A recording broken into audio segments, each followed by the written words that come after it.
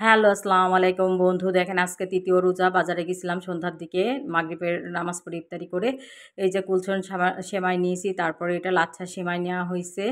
তো দেখেন কি নিয়েছি আপনাদের সাথে শেয়ার করতেছি। যেহেতু এটা রোজার মাস চলতেছে তো একটু শরবত খাবো। শরবত গরমের জন্য এইজন্য ১ বক্স ট্যাঙ্ক নিয়েছি। ট্যাঙ্কটাই বেশি দরকার। তো ট্যাঙ্ক নিয়েছি, দেখেন কতগুলো নিয়েছি, ১ বক্স নিয়েছি ট্যাঙ্ক। তো আপনাদের খুলে দেখাচ্ছি। কি নিয়েছি তা শেয়ার করতেছি। এটা হচ্ছে আপনার চিয়া সিড।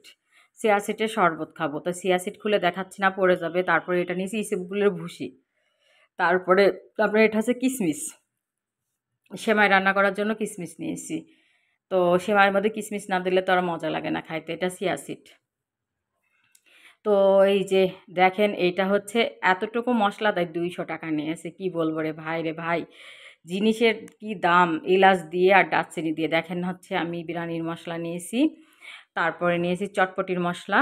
তো আপনাদের সাথে শেয়ার করতেছি যেহেতু বাজার করে নিয়ে আসছি কি করছি। তারপরে এটা হচ্ছে আপনার ছোলার ডাল।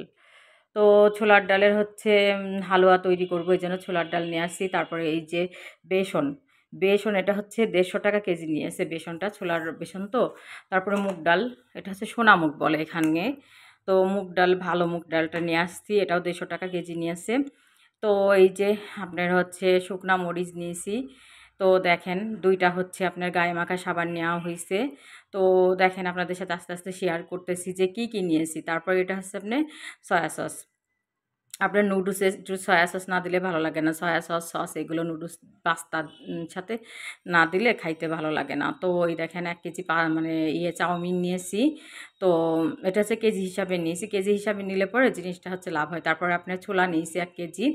তো দেখাই আপনাদের সাথে শেয়ার করতেছি কি নিয়েছি। তো ওই যে চিড়া নিয়েছি। এটা হচ্ছে আপনার আউশ ধানের লাল চিড়া নিয়েছি। সবসময় তো ভাজা পোড়া খাইতে মন চায় না। তারপরে এটা টেস্টিং সল্ট নিয়েছি। তো এই যে জিরা, ১০০ গ্রাম জিরা ভাইরে ভাই ১০০ টাকা, ১,০০০ টাকা কেজি। তারপরে দেখেন ১ কেজি পাস্তা নিয়েছি। পাস্তা ১২০ টাকা নিয়েছে ১ কেজি। মানে প্রত্যেকটা জিনিস হচ্ছে বাড়তি। মানে আগে পাস্তা ১০০ টাকা করে কিনতাম।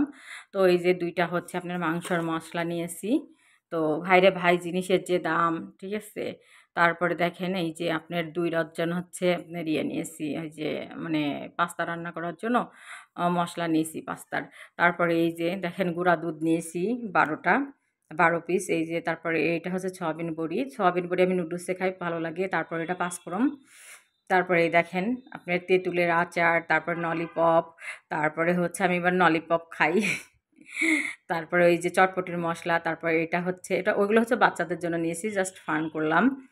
আ তো এই যে শ্যাম্পু, কন্ডিশনার, তারপরে এই যে ভীম লিকুইড, তো হারপিক এইগুলো নিয়েছি। তারপর আপনার ১ কেজি হুইলের পাউডার নিয়েছি। ১ কেজি হুইলের পাউডার ১৪০ টাকা নিয়েছে।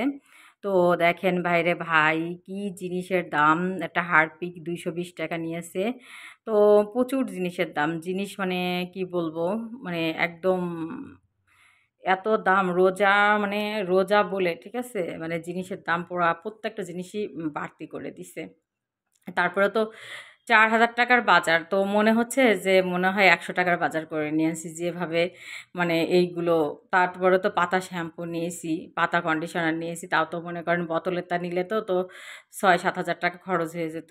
তো আমি মনে করেন যে সাশ্রয় করার জন্য পাতাগুলোই নিয়েছি। তারপরে এই যে ফাইনালি আমার বাজার এইগুলো আপনাদের সাথে শেয়ার করলাম। কেমন হয়েছে একটু কমেন্ট করে বলবেন।